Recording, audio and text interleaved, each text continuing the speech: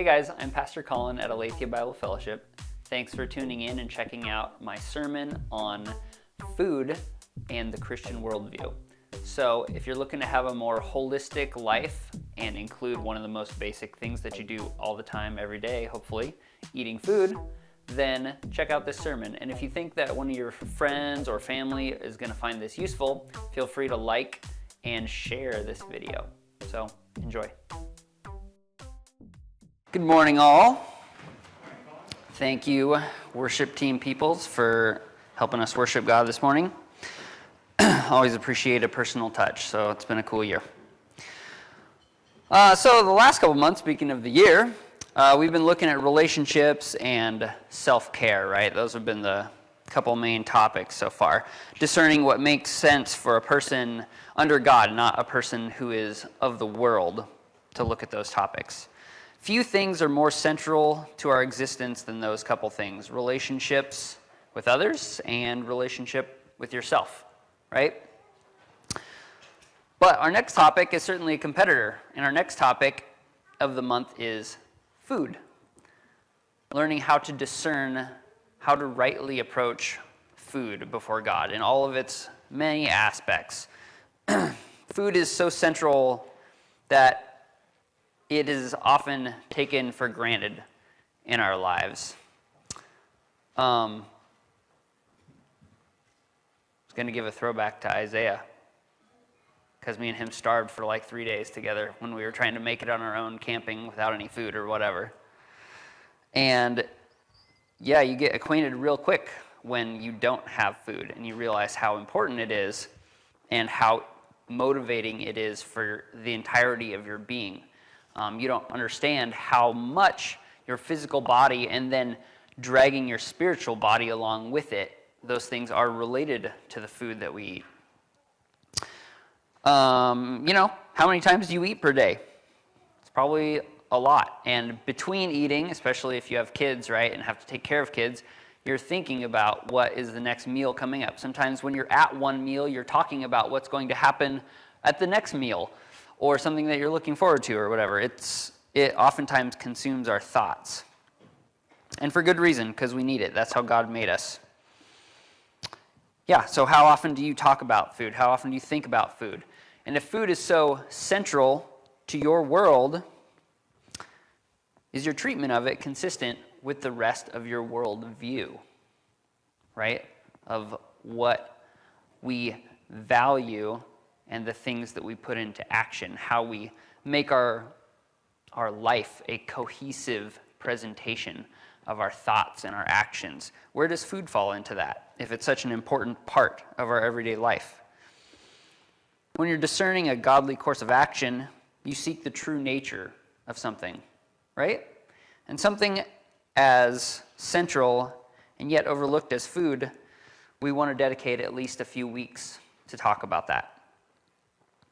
So we're going to be trying to discern, the intentions, the good and evil, the wise or foolish from food as we go throughout this month, from lots of different angles. We're starting general today, but over the few weeks, we're going to explore a lot of details when it comes to this, a lot of outworkings when it comes to our food and how we think about that and how we process it and how we relate to it with each other and how we involve God in that. All of these things. So let's begin exploring how food fits into our Christian worldview today. Number one, we can start today with where God comes from and where we come from, just thinking about our worldview at the very basis of it. Theology and anthropology, right? The study of God and the study of man. Those are just one basic level of our worldview, but it builds so much. And even from the first 2 or 3 chapters of Genesis, it builds a ton of our worldview, and we talk about it on a regular basis.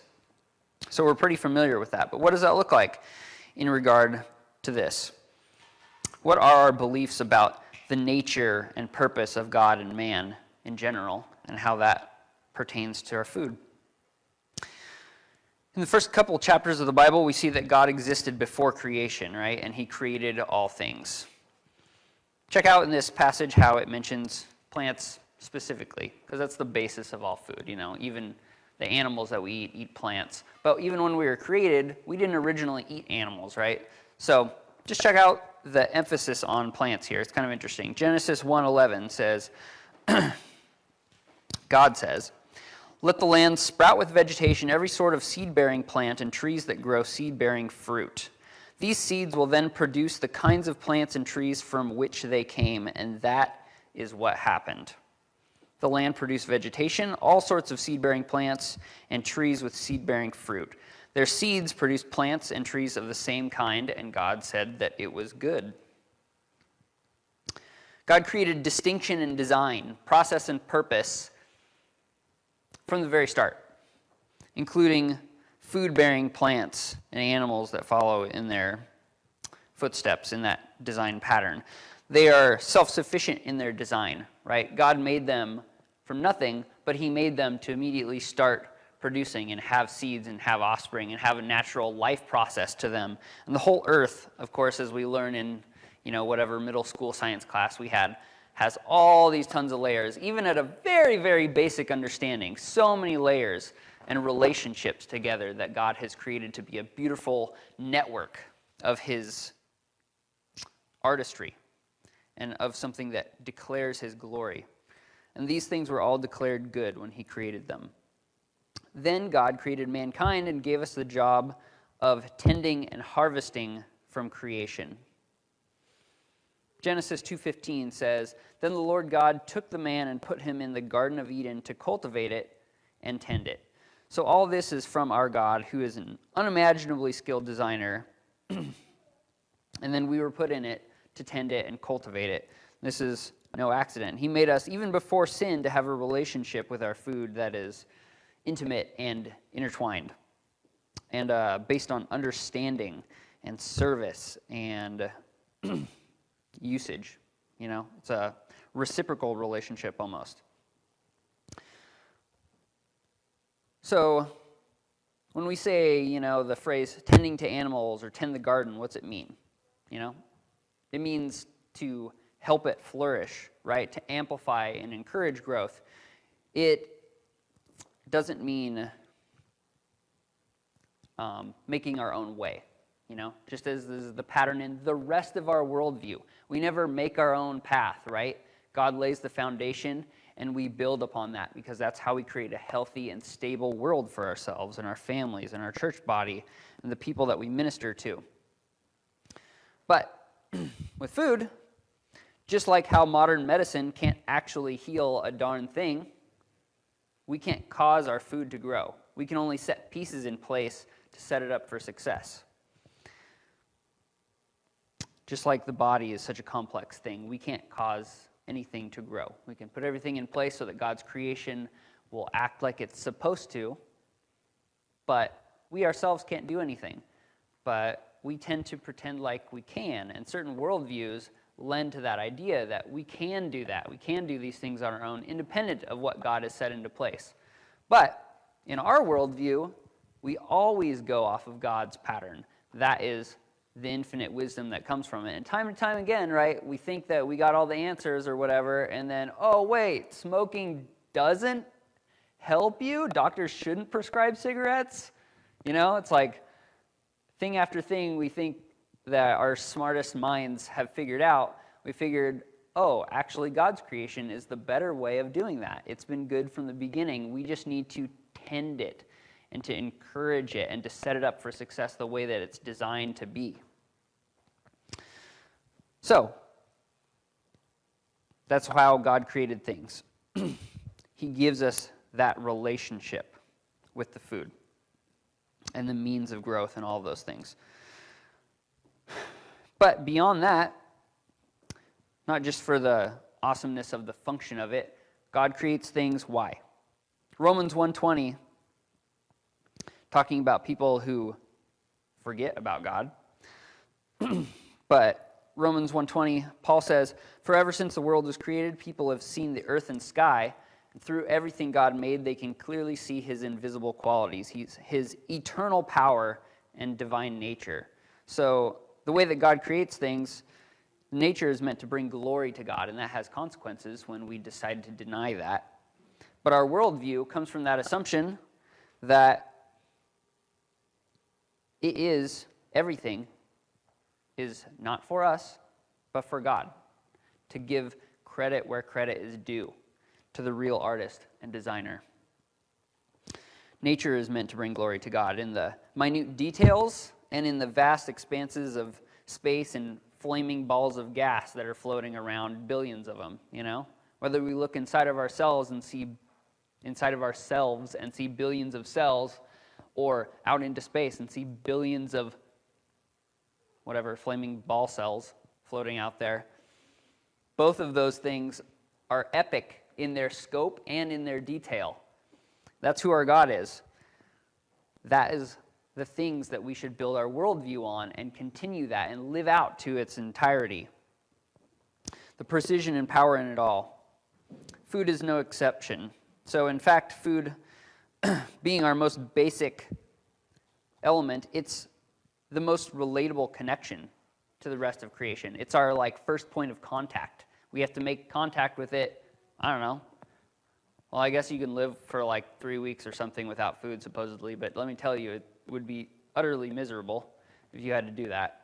So we make contact with creation in that relatable context many times a day. And so we should understand it. We should work to mature our relationship and understanding with our food. So it's our most basic relationship. And like everything else, we're to glorify God in all that we do. Especially something I would argue that happens several times a day.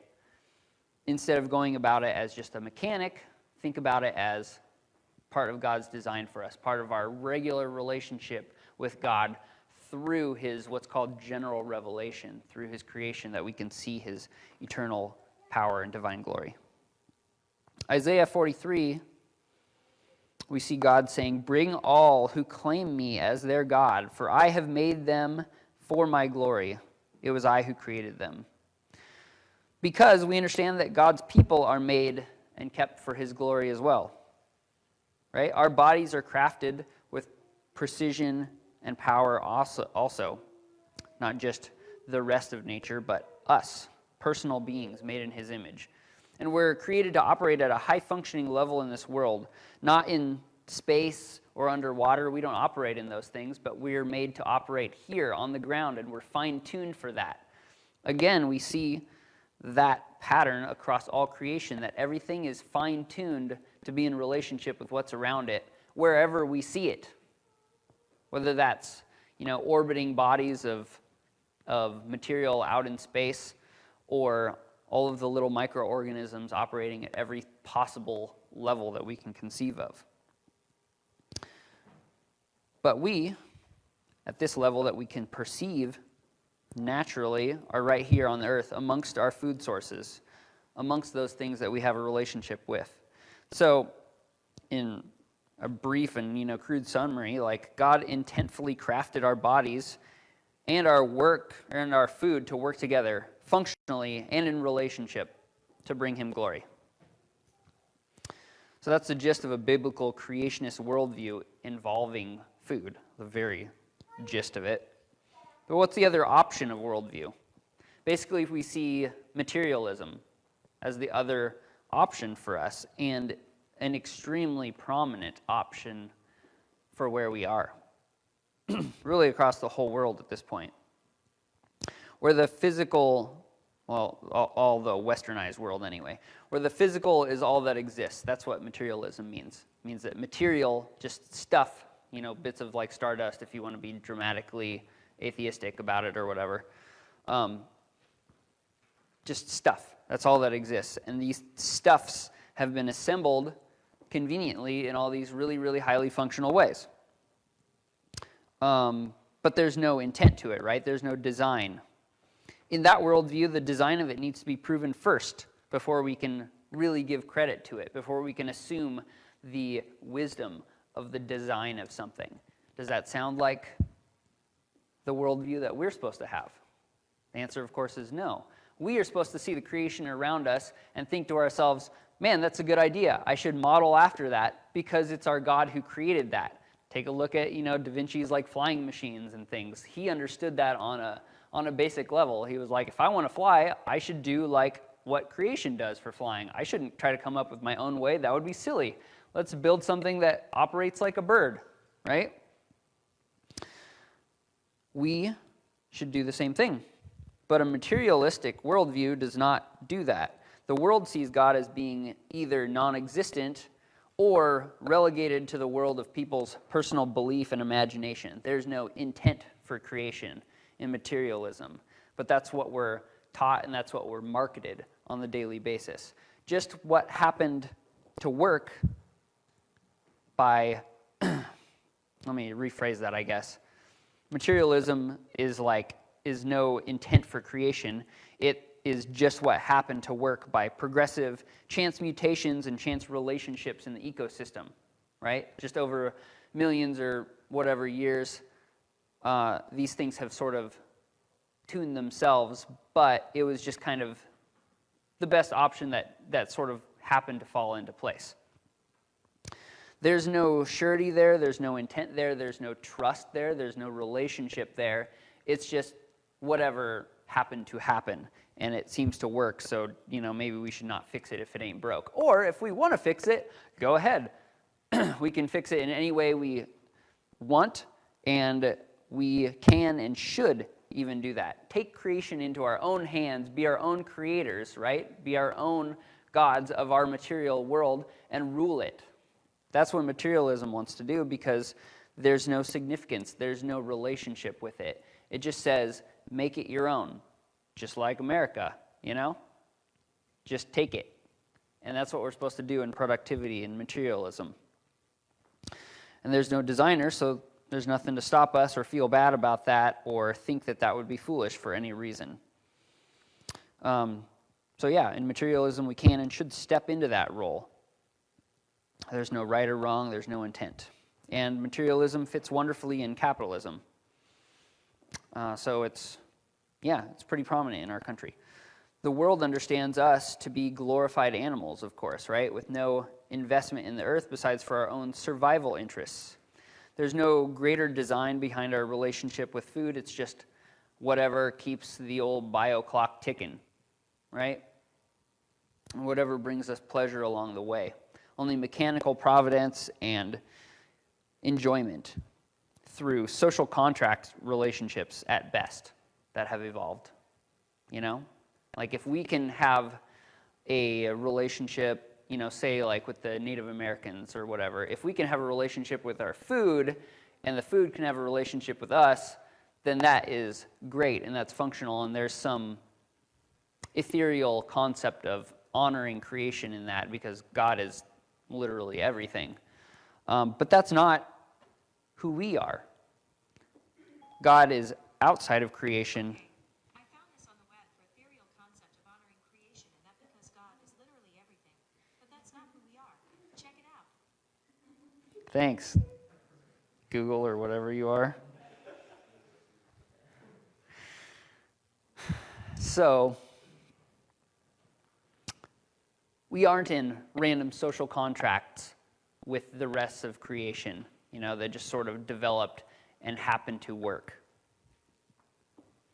That is not what our worldview is, and so we shouldn't assume that we can treat food as that and the things that create our food.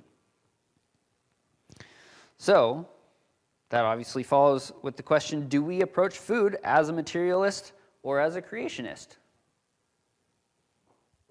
What do we do with that? Can we understand food as interchangeable fuel? Like how some cars run off of battery or gas, like my parents' new car, and it just seamlessly switches between the two. But it really makes no difference to the user, You're still going to get from A to B. Yeah, maybe one costs a little bit more. It's a good analogy for, organic food versus like McDonald's or whatever. Like you're still going to get from point A to B.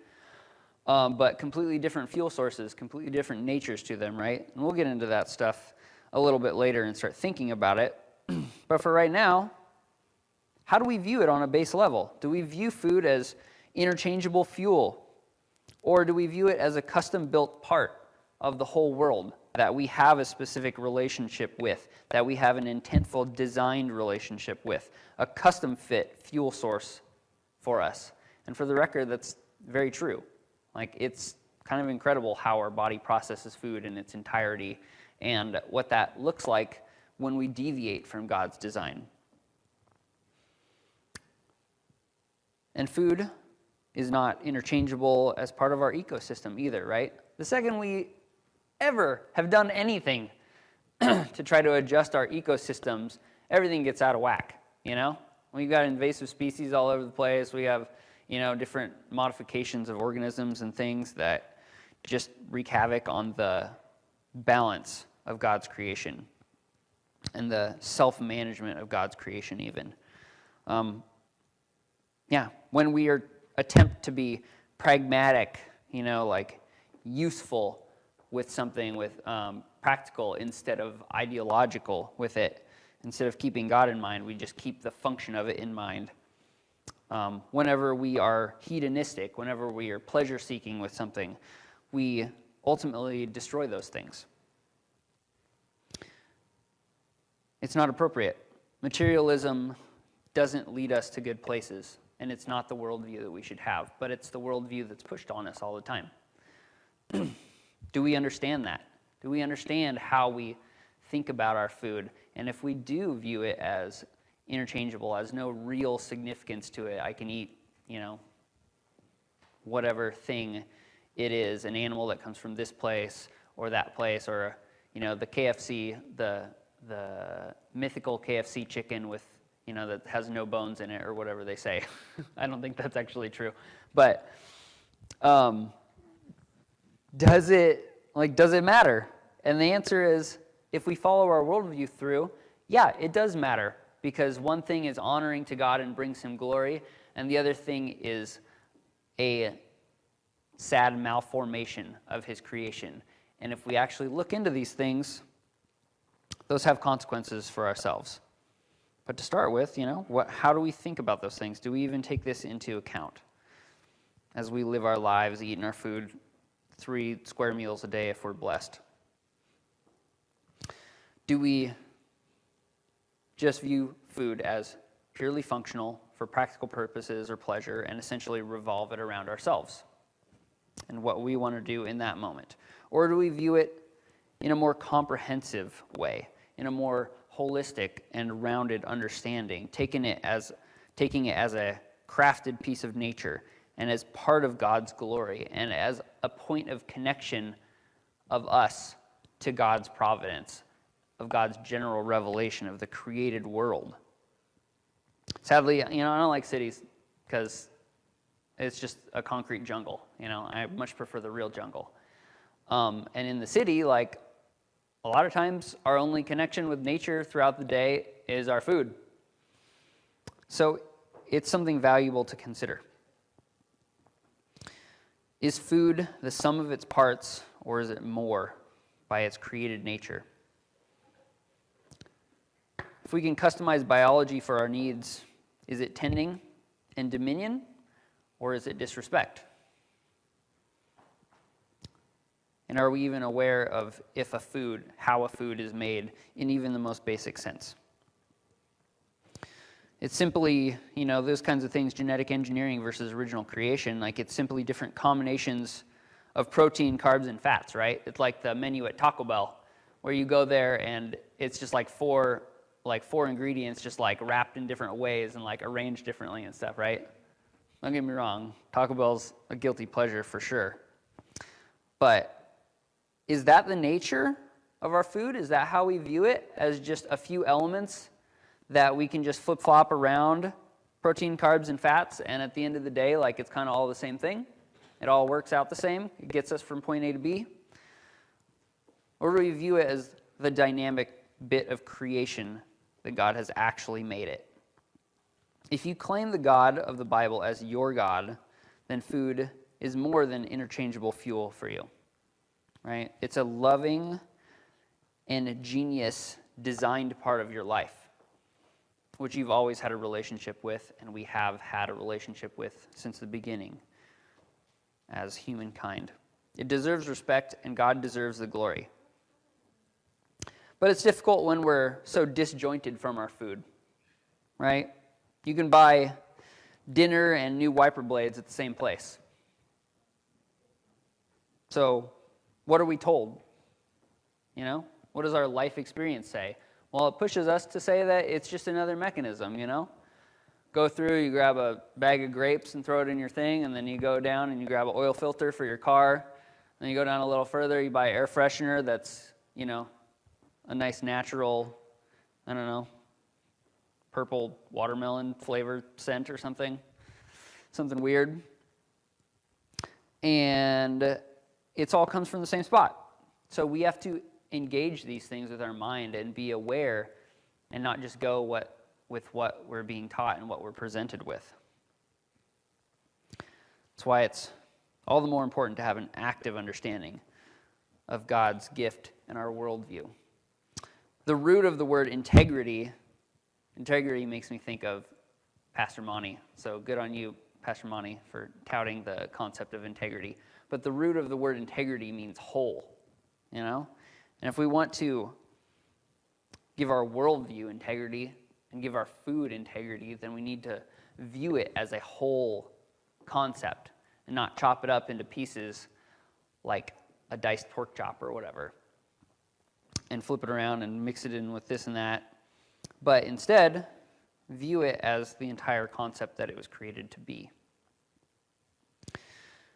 Dualism is the idea that opposes that, right? Where there's two natures to the world, and those two natures oppose each other.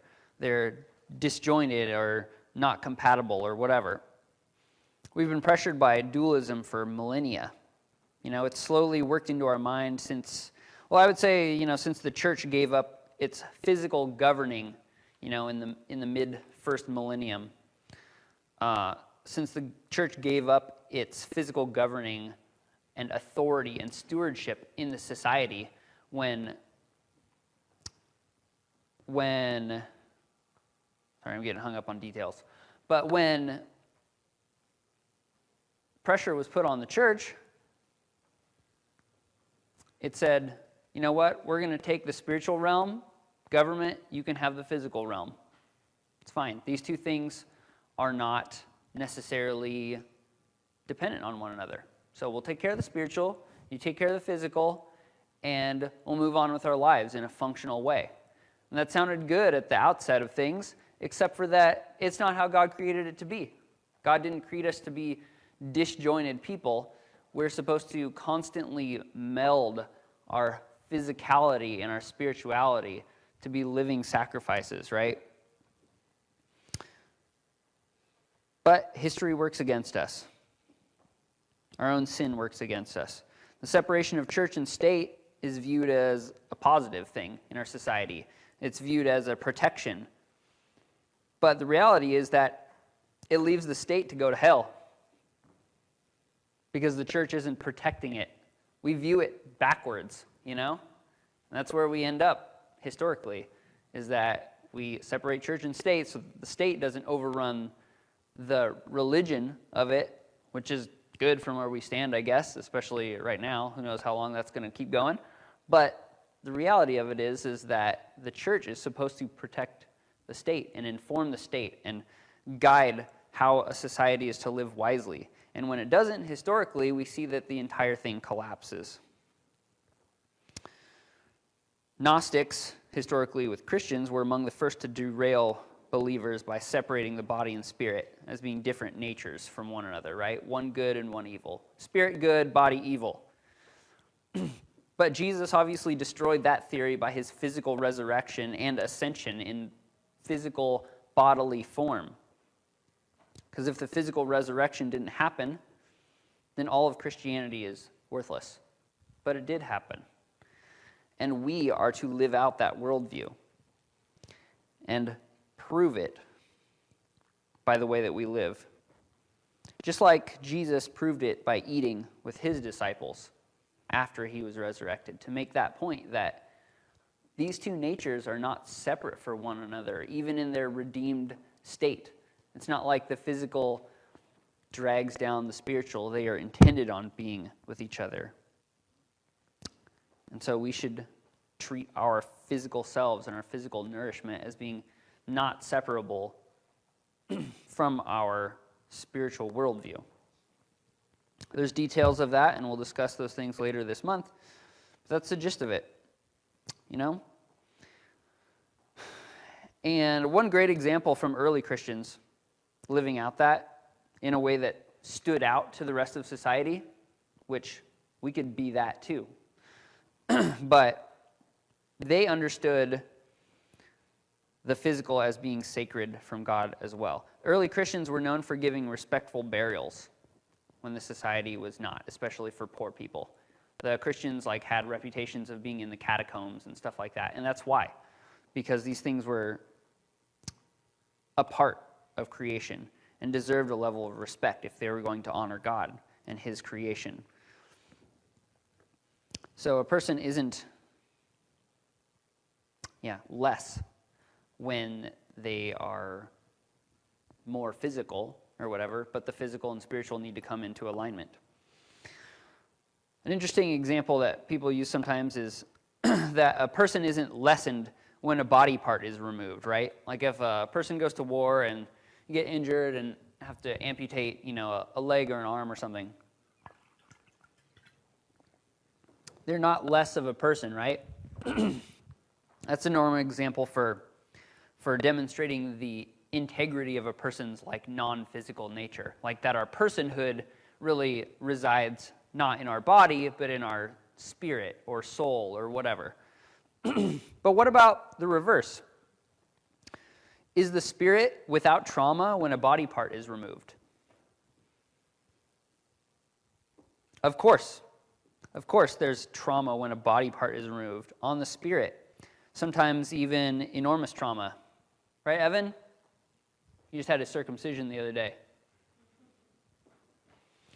Because God created the physical hand in hand with the spirit, and we're to take our physical bodies seriously as temples of spiritual service to God. Matthew 5:30 says, "And if your right hand is causing you to sin, cut it off and throw it away from you, for it's better for you to lose one of the parts of your body than for your whole body to go into hell." Is Jesus saying that our hand or body isn't important?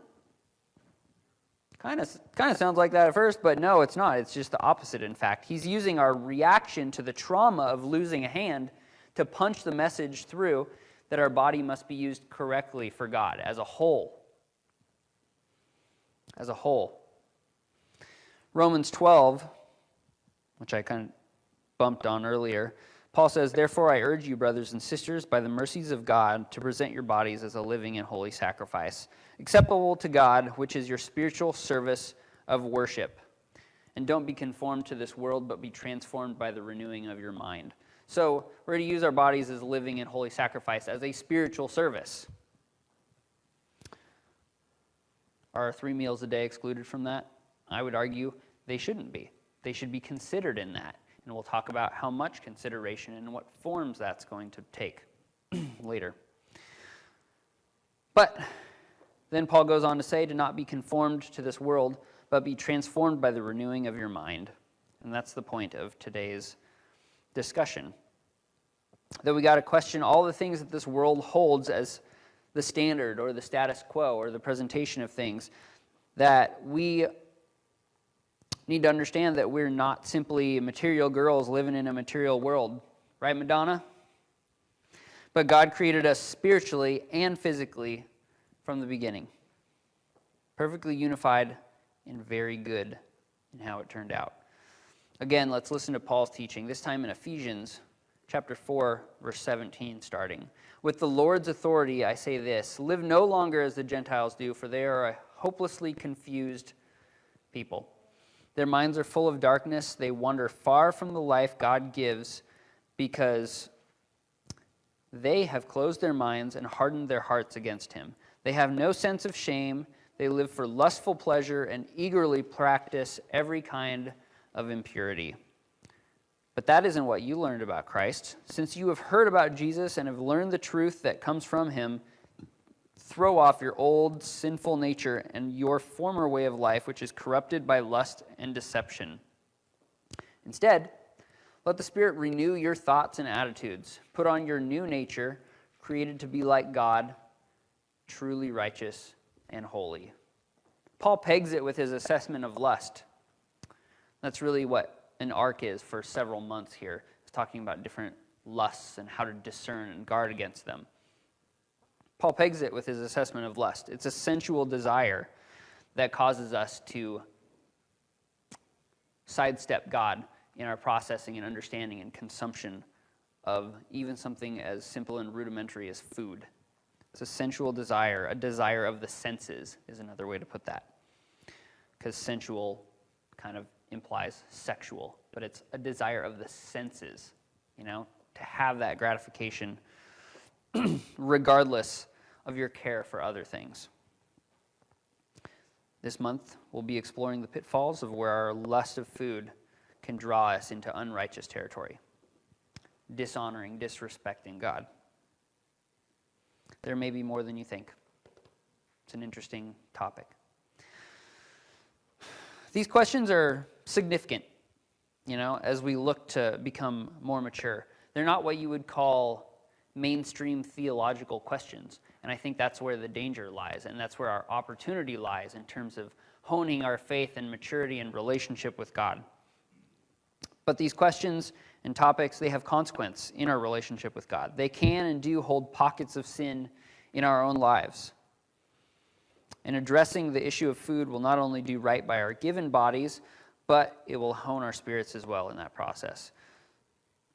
For example, do you want your non-believing family and friends to see your love and respect of God as encompassing your whole life? Would that be a positive thing of presentation to your family?